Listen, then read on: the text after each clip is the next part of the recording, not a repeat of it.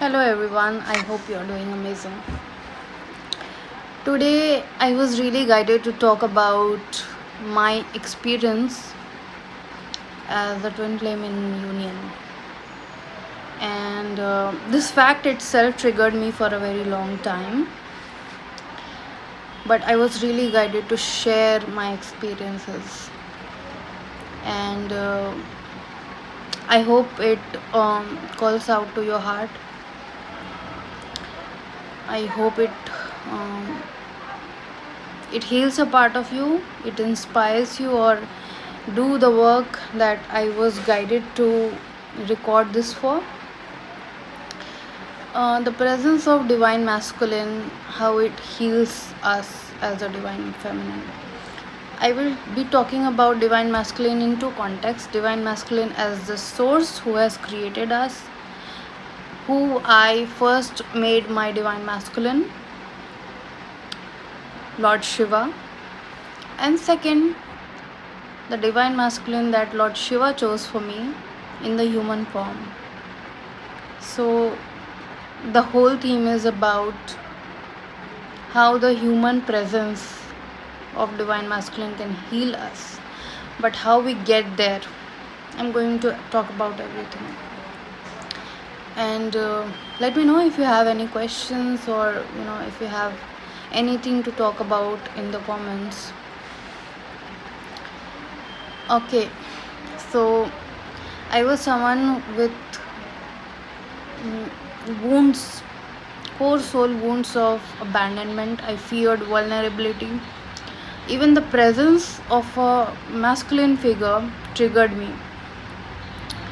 Initially, in my journey, I could accept, okay, God as my divine masculine. It was more convenient, but subconsciously, I was still operating from separation. God could be my divine masculine, but the human divine masculine that God chose to show me unconditional love could not be. So I ran away. I would run away. Most of the divine feminine run away from love in different forms, in different ways. We all escape love, and it's a journey to heal that. And my biggest ego relating to this wound broke when my divine masculine chose to not give up in my worst times. I was cold, I was distant, projecting my deepest wounds. And I was still learning to connect deeper on a more truthful level to God. I was learning, and I was learning unconditional love. I was still working everywhere on different parts of me. My inner child, she was the most wounded. Through his presence, he made me realize that there are people who never give up on you, especially him being from Andromeda, who that galaxy is the epitome of unconditional love. It's the vibration of unconditional love. He himself is a star seed, and it all these information that I'm speaking of right now triggered me like big time. And talking about it, the personal things, it's triggering, it's a challenging thing. And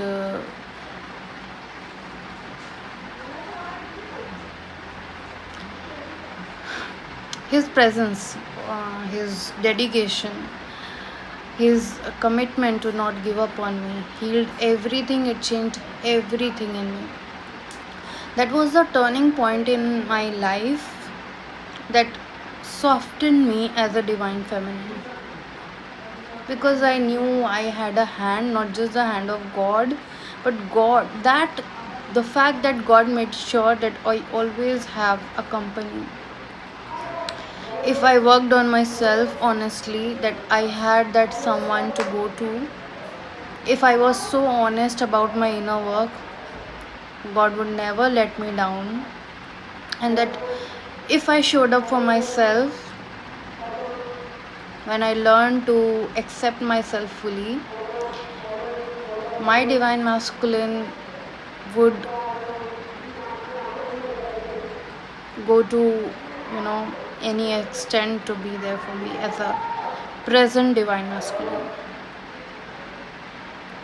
And to be honest, maybe my journey was unique because my lessons I learned in different way through his presence in my life. But that's why I am here to talk about it, right? The presence of a divine masculine softens a divine feminine. It makes her believe in love. It makes her remember love that she always knows within her soul but forgets in the conscious mind. It makes her want to live her life. It makes her find meaning within her existence, because even though she has a purpose, energetic work, and 1,000 things on her list, the true purpose of joy that we talk about when we speak of new earth can only be attained when the divine feminine operates in the vibration of love. She's not constantly battling between insecurity, safety, the basic survival instincts. And presence is one thing, awakened presence is one thing that shifts everything, that would change the game, that makes her believe that she's so valuable, she's so precious, and she deserves to be heard, she deserves to be seen. That's how I felt. And just the feeling all these things while I was still healing consciously all the wound through journal work, healing work, my connection to God through prayers. I was still healing in those areas, but mere presence of my divine masculine, his choice to stand by my side no matter what, it made me feel so heard and seen and accepted and cherished. That is something my inner child needed, and I think that is something we all need, and we all do get that provided when we start to be very honest with our inner work. The power of our present divine masculine, that the power of awakened divine masculine is that it just softens, transforms the divine feminine into her mere presence. I don't have to prove anything or perform anything to be loved, to be accepted. I can be ugly, I can be vulnerable, I can be full of mistakes.